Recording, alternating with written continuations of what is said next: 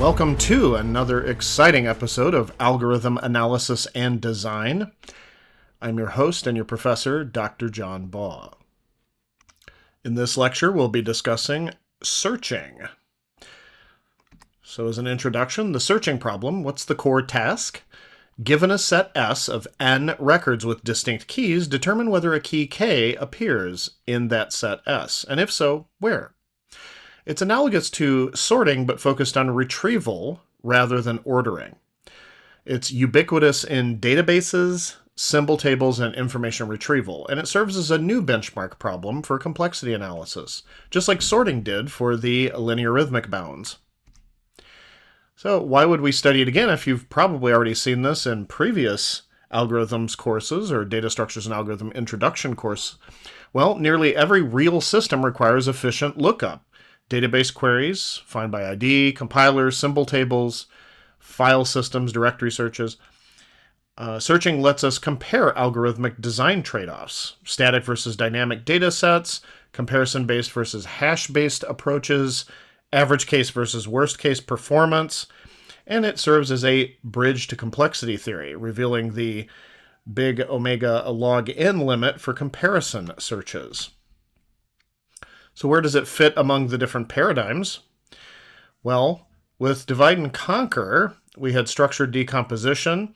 Binary search was an example of that with recursive halving. Greedy, immediate best choice, interpolation search would be an example of that. Uses hash or key distribution rather. Dynamic structures are with self-organizing data. Binary search trees are an example of that. Adapt as data changes, and of course hashing, which we have not covered just yet, we will cover in this lecture, is direct mapping via functions, and examples would be hash tables. You can bypass comparisons entirely.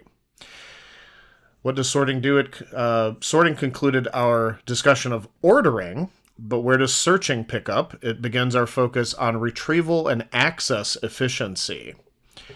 So the objectives of this lecture are to derive the logarithmic lower bound for comparison searches, distinguish among sequential, binary, and interpolation searches, understand how tree-based and hash-based structures affect the performance, and recognize how the selection problem extends these ideas using adversary arguments. So the sorting recap is that we proved that the linear-arithmic n log n is optimal for comparisons. That's the best you can do. We want to now prove that logarithmic bound is the best you can do for comparison-based searches. Examine algorithms that approach or beat that bound under special conditions, and explore data structures and heuristics that improve practical performance. So let's start with lower bounds for searching by comparison. So what does a search algorithm actually do? Well, each comparison divides the search space into two possibilities, less than, greater than, or equal to key, K. The process repeats recursively until the location is known. So a search algorithm can be modeled as a decision tree. The question would be, what is the smallest possible decision tree that can correctly search n items? So with the decision tree model, each internal node, to get there, you have a comparison, you have a comparison at each internal node. For example, if x is less than a at the midpoint. If you have a leaf, for each of those leaves, a possible outcome, the position is either found or it's not. For n keys plus 1 possible gaps, there's at least n plus 1 leaves. A binary tree with h levels has less than or equal to 2 to the power h leaves. Okay. So, because of this, we can isolate x and find that it is greater than or equal to log base 2 of n plus 1. So, any comparison-based search must perform on the low bound, big omega of log n, or logarithmic comparisons in the worst case. The key idea is that binary search achieves this bound. It is asymptotically optimal. So, visualizing the lower bound. So, imagine we have n equals 7 sorted keys. Binary search tree has a depth of 3. No algorithm using only comparisons can have a smaller height. Even if comparisons are reordered, the minimum depth stays log base 2 of n. So here's the example. This is the actual valid tree over here. We have different values in here. I'm just putting them, they're labeled like by A1, A2, A3, etc.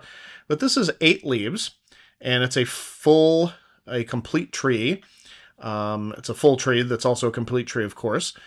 And it is 7 key positions covered. And in total, we're assuming that there are 1, 2, 3, 4, 5, 6, 7, 8 at the bottom. You don't see the actual nodes here, but that's where the ... comes from. So there's 8 leaves, 7 key positions covered, and the depth is 3. So is a faster tree possible? So let's assume a depth of 2. So this would have 4 leaves, and that would be insufficient, though, to distinguish all the different positions. So why is the faster tree impossible? Again, a tree of depth 2 can distinguish at most 4 intervals, or 3 keys, right? So 1, 2, you can go one or the other way, and then one or the other way at each of these. So we need, though, to distinguish 8 intervals for 7 keys. So no algorithm with fewer than log base 2 of n plus 1 comparisons can always find the correct answer. Average case performance, well, assume all n positions are equally likely, then the average number of comparisons is approximately log base 2 of n minus 1. Binary search thus performs near the theoretical optimum, even on average. Sequential search, by contrast, is linear comparisons average and worst case. The takeaway is that for sorted static data, binary search is effectively the best you can do using only comparisons. And this is kind of a summary, implications of the lower bound. We see that no comparison-based method can asymptotically outperform binary search. To go faster, we have to break free from pure comparisons. So beyond comparison, interpolation search. How do we break this comparison barrier? Well, the big omega of log n lower bound applies only to comparison-based searches. That's similar to the bound limits that we discovered with the comparison-based sorting. If we know more about the data distribution, we can skip ahead more intelligently. The idea is that we would estimate where the key is likely to be rather than always splitting in half, and that leads us to interpolation search. It's kind of a smarter cousin of binary search. So suppose we're searching for key k in an ordered list of numeric keys. A equals 10, 20, etc., all the way up to 80. Now, binary search checks the middle. A at 4, that's 40. But if k is 70, why wouldn't we take advantage of the fact that it's near the end, right? So why do we not jump proportionally to that location? So notice if the keys are uniformly distributed, the position of the key should scale linearly with its value. So calculating the position is a little bit more work than just jumping to the midpoint. So you know that just having it sorted is required for binary search, but with interpolation, we not only have to have it sorted, but we also assume that it's more or less uniformly distributed. So that gives us another advantage if we know that data does follow such a pattern. So you calculate the position by taking the low plus the fraction of the quantity k minus a at low times the high minus the low over the a at high minus a at low. The interpretation is that it computes a proportionate position of k between a and at low and a at high.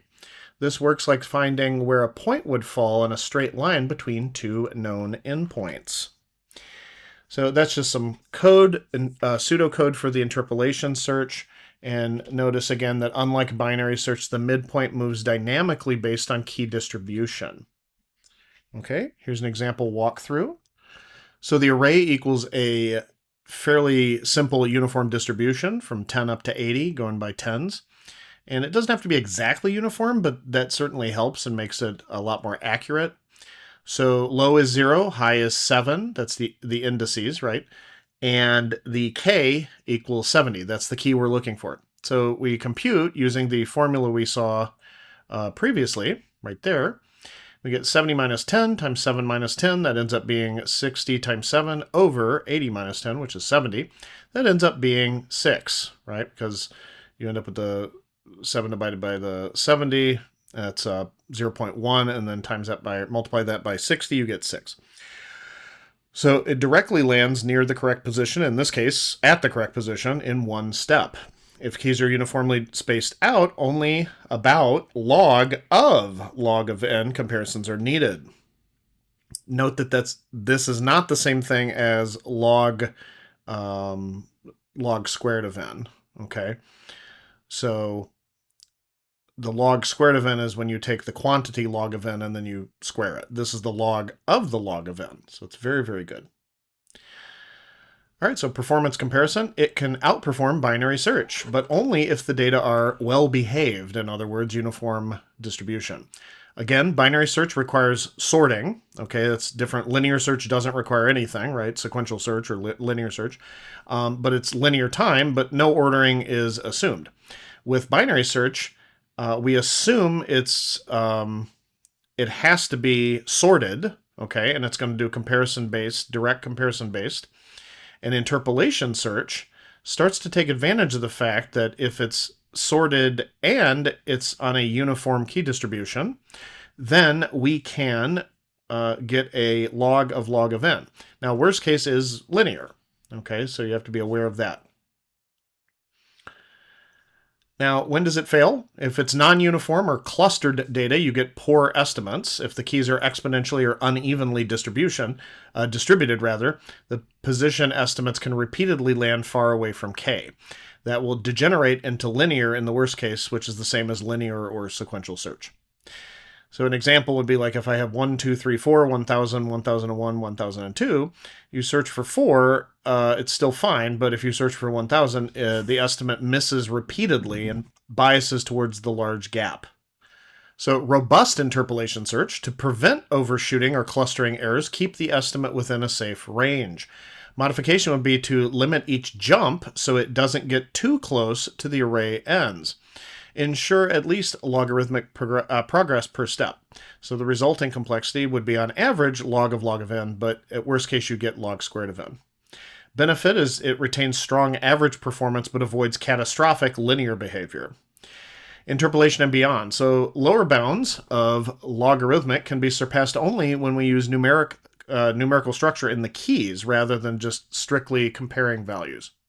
Interpolation search is an early example of distribution-aware algorithms, and this is basically anticipating the idea of some sort of probabilistic or adaptive searching used in later data structures. What about searching in trees? All right, so why would we use trees for searching? Well, arrays are efficient for binary search, but only when the set of records is fixed. That is, when no new elements are inserted or deleted after sorting. If you frequently insert or delete elements, then resorting arrays becomes costly. Trees allow for efficient searching, dynamic insertion and deletion, and hierarchical organization of the data. The foundation trees in general, and binary search trees in specific, are what we are interested in using. AVL is a special type of binary search tree that keeps a balance, and then B trees are multi-way trees that are not binary in nature typically. So our first example is binary search trees.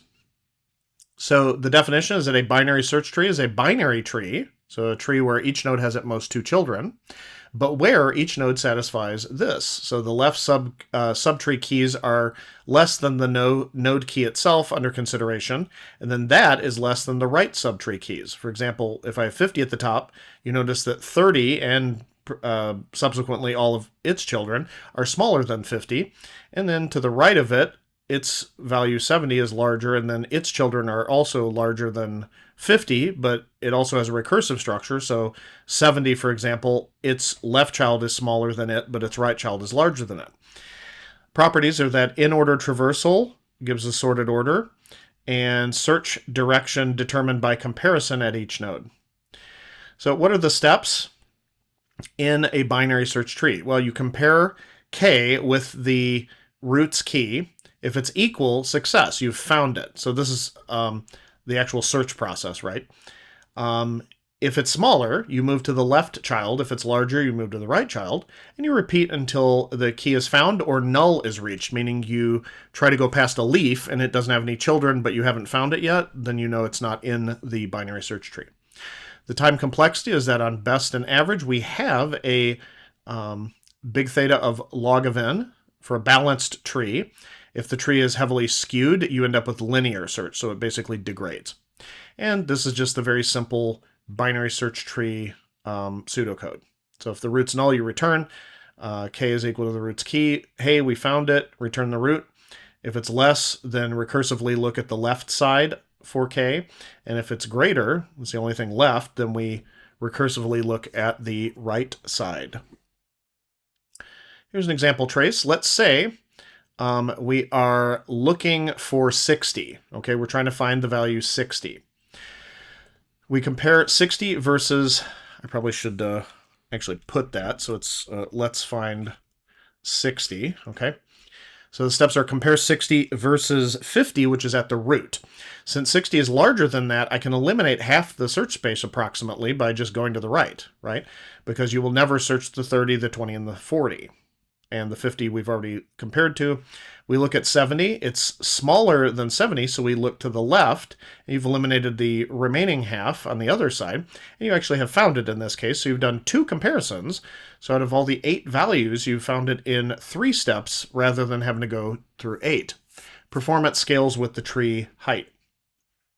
What about insertion and deletion? So how do we keep this tree looking like a binary search tree in the first place? Well, insertion is if we traverse as if searching for the key K, we insert at the leaf position where search ends.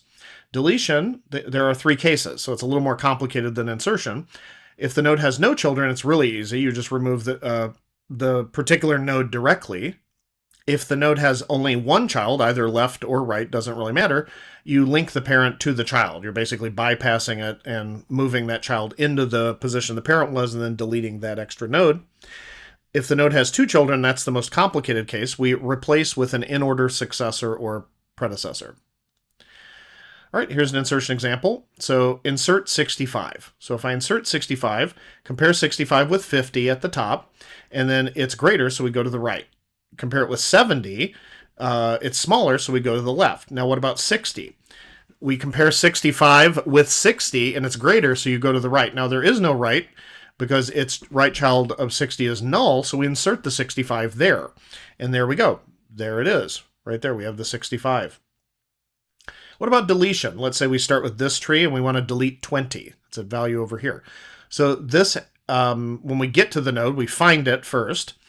And it has no children. So 20 has no children. That's case 1 of the deletion. So you simply remove that node, and you get this resulting binary search tree. You just remove that node. What about example 2, delete a node with 1 child? So let's say we want to delete 60. We find the 60, and we notice, oh, well, it only has 1 child, the 65 in this case. So you replace the node with its child, basically, or you replace it with the value. So you take the 65, go up to that 60, and you're replacing the 60 with its child, the 65, and then once you do that, you'll technically have 2 65s, right, because it'll replace it, and then you just delete the leaf node. Okay, so don't always think in terms of let's delete as many, whatever node it was originally in. You want to look at it as we're getting rid of the value. So some of this, we don't have to do a bunch of pointer readjustment in some cases. We just need to delete the move a value around to save the stuff we don't want to delete, and then delete the node. So, for example, when we did this part, if you're thinking about the 65 moving up here and you having 2 65s, we're not really caring that the 60 was in the original spot here. The 60's gone by that point, right? You have 2 65s, but that's the new problem you've created for yourself, is that you have 2 65s. So you have to get rid of that extra 65, which is the that leaf, and then you end up with this tree right here. But the 65's in the position that the 60 used to be, and the whole idea was to get rid of that 60. It doesn't mean you have to get rid of the node it was at. Okay, what about delete 30? So the delete, in this case, oh, sorry, this should say 2 children. That was a copy-paste problem, apparently. So the node has 2 children. If I try to get rid of the 30, that's case 3. So you find the in-order successor. Now, so what does that actually mean when we say the in-order successor? Well, the in-order successor is basically the node with the smallest key that is still greater than the key of the current node. Okay, what the heck does that mean? Well, to find it, if you're deleting the node that has 2 children, you go to the node's right subtree, and then go as far left as possible. That leftmost node is the in-order successor. So in this case of the 30, I go to the right subtree. There's only one node over here, so that one was easy to find. But even if it had children, and you would go like even further down to the left, then you would find the smallest value on the right subtree. In this case, it's a 40.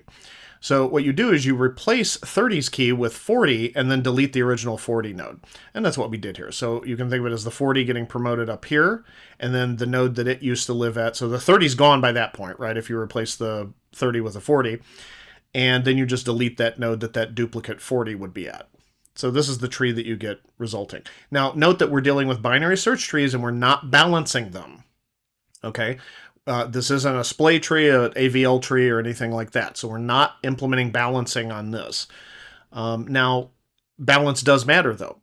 So if a tree is skewed too far and we're not maintaining a balance, the operations devolve into linear from the logarithmic. So the height is n in this case, so it takes big theta of n search time. And that basically just devolves it into sequential search. A balanced tree maintains height, so it's approximately big theta of log of n. The solution to this is using self-balancing trees, like the AVL or red-black trees, etc. So self-adjusting BSTs are what we need to solve that problem. We're not going to go into too much detail on those, though. You've likely covered them before in undergrad algorithm analysis course. So for a simple BST, there's no balance strategy up to n height, and that's the worst case search is big theta of n. AVL tree, strict height balance, less than or equal to 1.44 log base 2 of n. That's log of n time. You get log of n time for the others as well. So why do we do that? Well, we want to balance, have balance mechanisms ensuring that the near logarithmic search time even after dynamic updates. All right, now let's talk about B trees. So B trees and disk-based searching. The motivation is that large data sets don't always fit in memory. And when we say main memory or memory, we're talking about RAM. Disk I/O dominates the cost. So this means we need data structures that minimize disk reads. So a B tree has properties that it's multi-way, not typically binary, with high branching factor M. So each node holds multiple keys and children. It's always balanced and all leaves are at the same depth, always.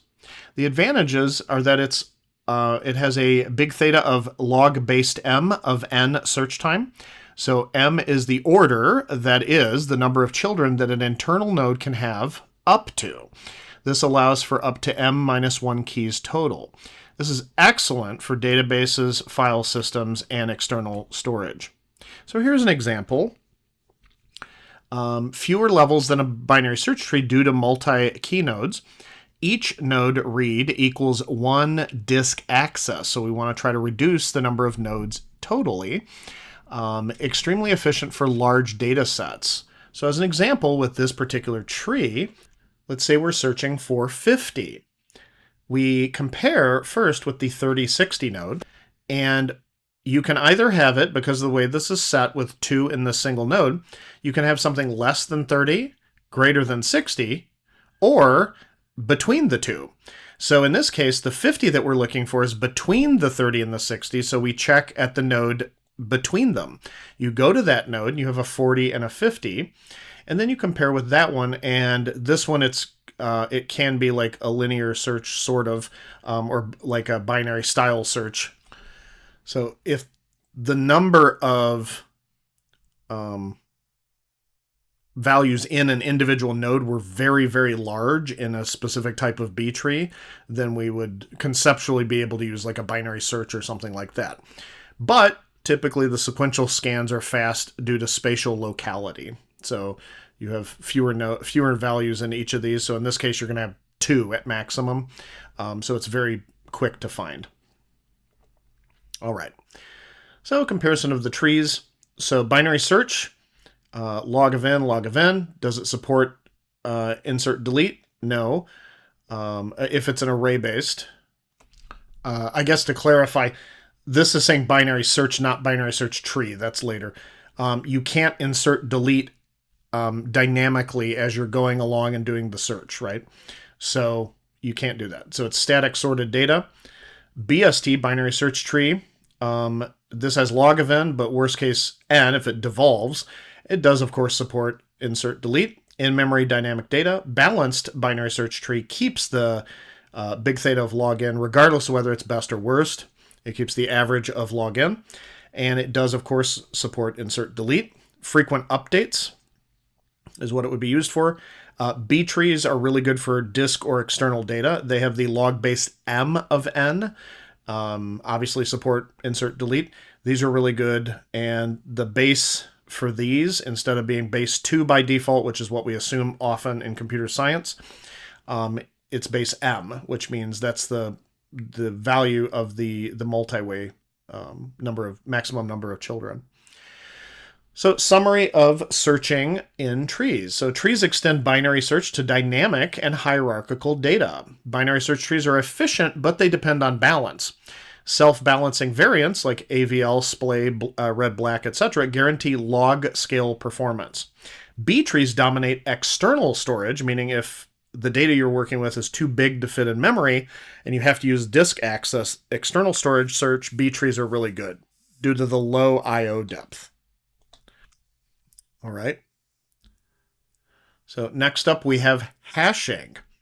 From trees to hashing. So tree-based searches are big theta of log n, logarithmic, but still grows with n. Can we do even better? Ideally, like a constant average time lookup. Enter hashing. So we compute the record's address directly from its key. The trade-off is that we lose ordering, but gain near constant performance. So the hash function looks like this. It maps each key k to an index or bucket in a table. This is an example of a hash function, so just using plain old modulus, k mod m, where m is the table size and key is our k. That's the function. You plug it in and you get this result right here. And that gives you the index. So the resulting index is the position where the record should be stored. If all keys map to unique positions, the lookup is definitely constant. But in practice, you often get situations where collisions occur, meaning there are multiple keys mapping to the same index. So you have to decide what to do if there's some sort of collision. So the keys, for example, 11, 22, 33, and 44, we can calculate, let's say we've got m equals 10. Okay, so our table size that we're going to store these hashed values in ultimately is size 10. H of k equals k mod 10. If we want to store the 11, that gives us index of 1, 22 gives us 2, 33 gives us 3, and 44 gives us 4 in this case, because we're applying that mod right there. So this is where we'd end up putting the data. So constant time access, t at h of k, the table at the hash value, requires only the hash function and the key. So collision. So this is the real world problem. These occur with two distinct when two distinct keys hash to the same index. For example, with h of k equals k mod 10, if I tried to store 15 and 25, the 15 would get there first, okay, if this is the order I'm trying to insert them. It would go to index 5, but then if I tried to later add the h at 25, I don't want to overwrite that previous key, so both map to that same slot. They have the same index. So we need some sort of strategy to handle collisions and handle them efficiently. We've got open addressing and separate chaining. Those are the two different styles. Open addressing finds another open spot in the table, and chaining maintains a linked list or linked chain of all the items at that index. Okay, so with open addressing, the idea is that all elements live inside the table directly. If the computed index is occupied, we probe for another slot. So what are common strategies that we would use with this open addressing technique? Now again, the data is living inside the table, and then we're looking for another slot within that table if there's a collision. So linear probing, quadratic probing, and double hashing are two different major techniques. With linear probing, what you do if you encounter a collision is you try the very next element or do some sort of jump. There's a value of I that you're jumping by, but let's say you go to, often that's 1. If you have, for example, slot 2 is occupied, you try slot 3 and then try slot 4, etc. But you could jump by 2 if you wanted to or something else. Quadratic probing is you go by I squared, so maybe 2 squared, 3 squared, whatever. And double hashing is you just run it back through another hash function if there's a collision. The idea is to try to find a slot where it is open. All right. All right, so the load factor and performance, I think, did I talk about? Oh, that's interesting. Okay, separate chaining, I apparently missed here. I'm going to add that and come back. All right, there we go. After we did the linear probe or open addressing, we are using the table itself, but separate chaining or chaining is each table index points to a linked list or chain of keys that hash to the same slot. When a collision occurs, we append the new key to that list. Okay, so here are the indices, okay, right over here.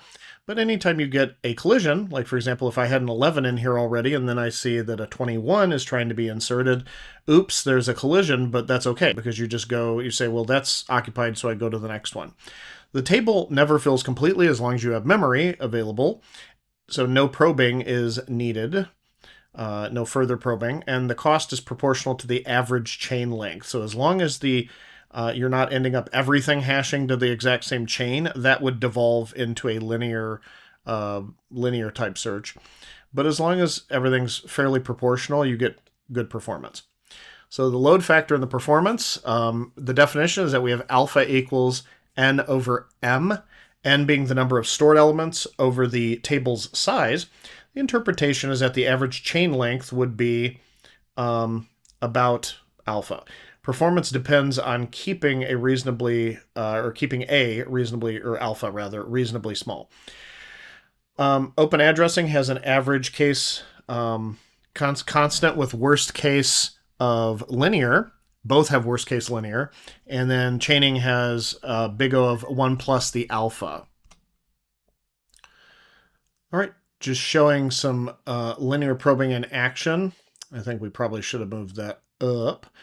All right, there we go, next to the linear probing. So the setup is m equals 10, and the h of k is k mod 10. If I want to insert the key 27, that when passed through the hash function gives an index of 7, so that's why it ends up there. 37, if I do that, I get a 7 again, but since I'm using linear probing and this is occupied, I try the next one.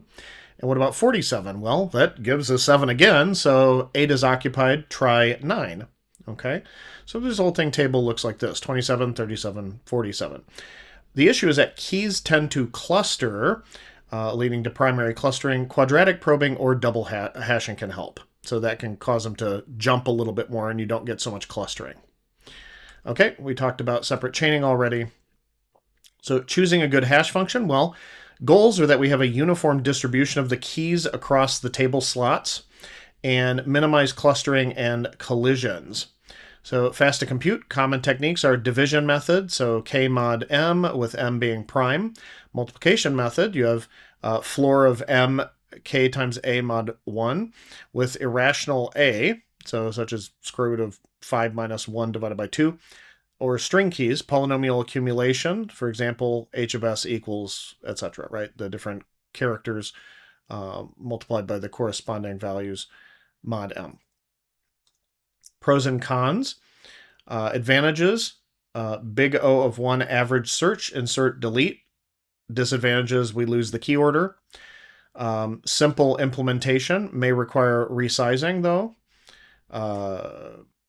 The resizing is, since it's in a table, which is basically an array, we have to sometimes resize that array and then we have to rehash. So you have to create often a new hash function and also the whole table and then put the elements back in. Efficient for large data sets. Disadvantage, collisions can degrade performance. Advantages, excellent for symbol tables and DB indices. Disadvantages are poor fit for range queries or sorted traversals. Rehashing and dynamic growth. So the problem, as n increases, the load factor alpha increases, and that leads to more collisions. Solution, create a larger table, often around 2 times the old size. That's typical for any dynamic array application, right?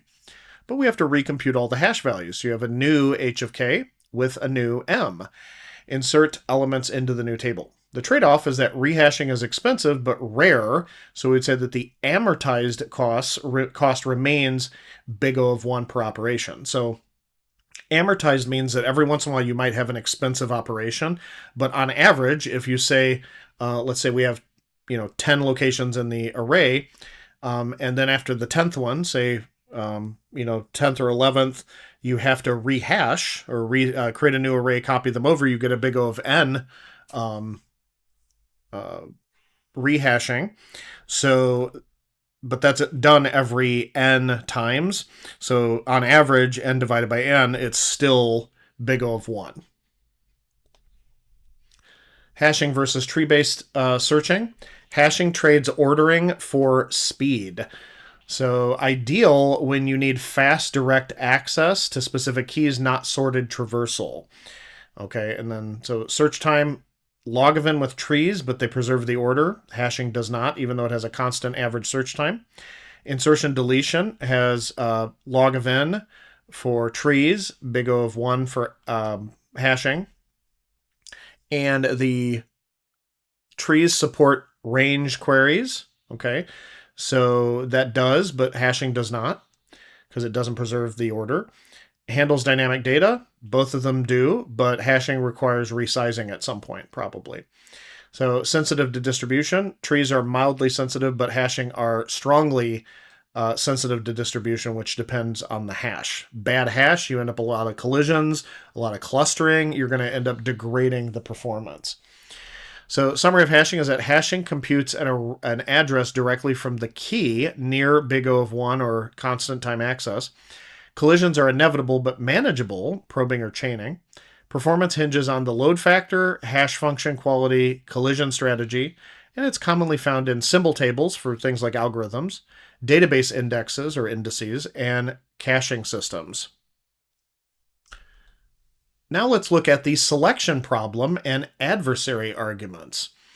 So what's the selection problem? So in this one, it's kind of in some ways between sorting and searching. So given n distinct elements, we find the element with a given rank k. In other words, the k largest or k smallest or median value. Examples would be the minimum, the maximum, or the median. Selection is not the same as sorting because we only need one specific element, not the whole order, right? We don't need the whole thing sorted.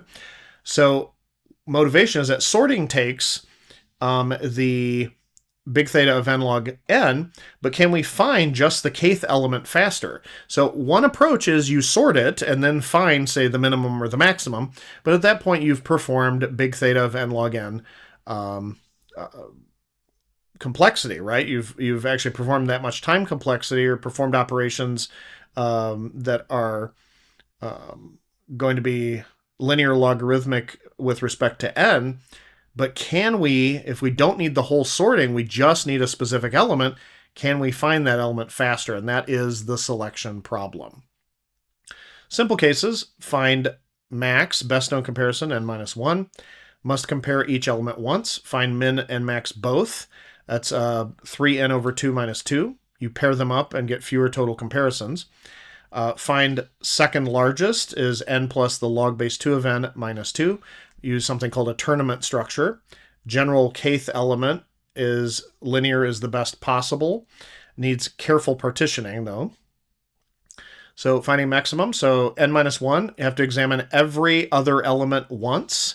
No comparison-based algorithm can do better. So the algorithm is that we want to assign the maximum to the first element first, then go through, and every time you find one that replaces it, you reassign the max. The adversary argument idea is that an adversary can always answer comparisons so that every element could still be the maximum until it has lost a comparison. This requires at least n minus 1. So the adversary is basically the part that's just challenging the are you still the maximum type question. Now, what about both min and max? Well, separate loops would mean 2 times n minus 1 comparisons. improved pairwise method is compare elements in pairs. So winner is the candidate for max, loser is the candidate for minimum. Track both sets separately. And that ends up being 3 times n divided by 2, all minus 2. The insight is that some comparisons can serve double duty if you structure the tournament cleverly. Tournament for second largest, so build a tournament tree while finding the maximum. The second largest must be among those that lost to the maximum. Example is that if 9 is the winner in the maxima of this, candidates for second largest are all elements that lost to 9. So comparisons would be to build the tree n minus 1. Among the log base 2 of n losers, log base 2 of n minus 1 extra. So the total is n plus log 2 of n minus 2. So what's the general idea of the adversary arguments? Well, they're used to prove lower bounds on comparison-based algorithms. The model is that the algorithm asks questions, does comparisons, and then the adversary answers strategically to delay a definitive result. The goal is to determine the minimum number of comparisons that any algorithm must perform in the worst case. So example would be for finding maximum, the adversary says larger for both sides until you've compared each element to someone bigger. You must have n minus 1 comparisons to find a unique winner. So min and max, here's an example. Each element must be proven not to be the min or the max. An element can lose at most once. It gets disqualified as max, and win at most once to be disqualified as the minimum. By pairing comparisons efficiently, we minimize the redundancy, and you get that lower bound we were talking about. So as a teaching point, adversary arguments help prove no algorithm can asymptotically beat those numbers. Okay, algorithm outline with quick select. Kind of like quick sort, but for selection, we choose a pivot, partition the array into less than pivot, greater than pivot.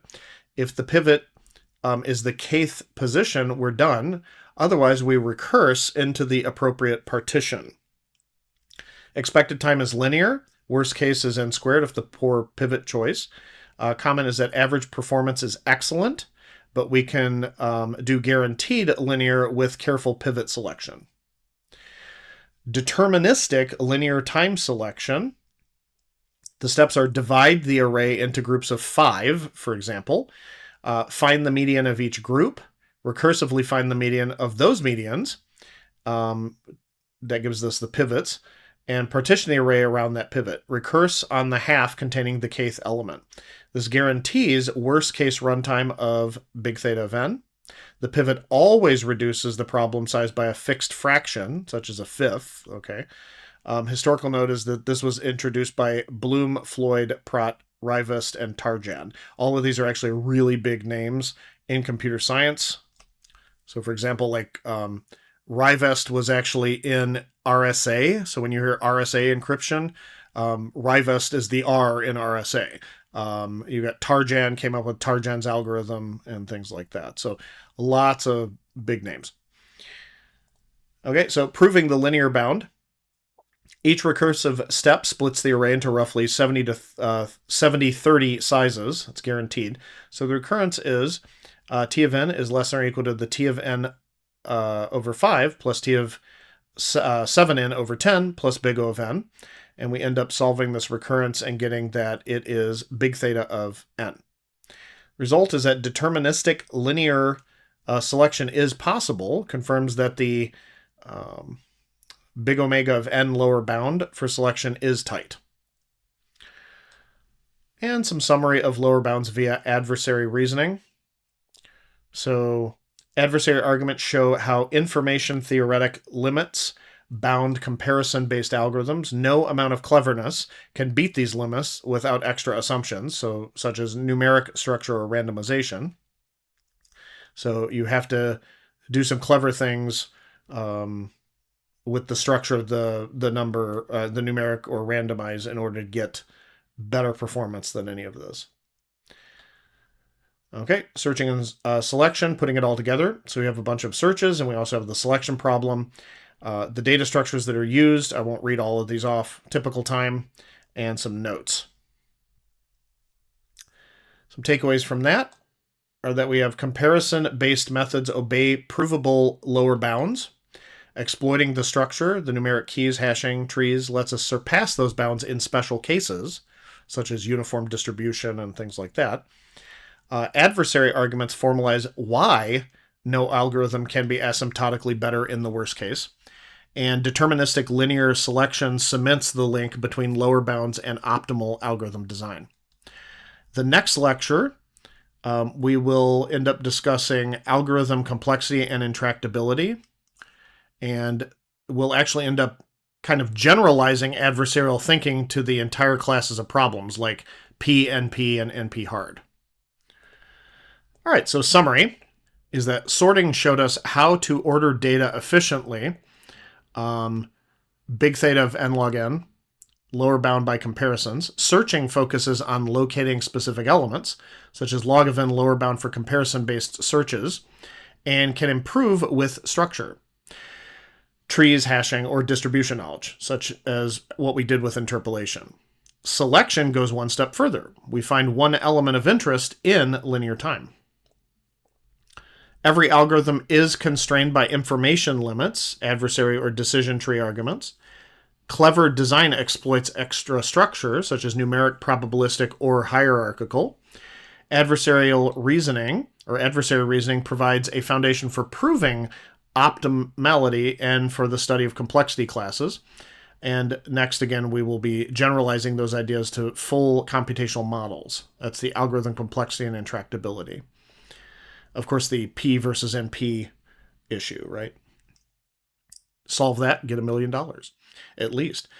So notes, tree height or load factor strongly affects real performance, and no one method dominates.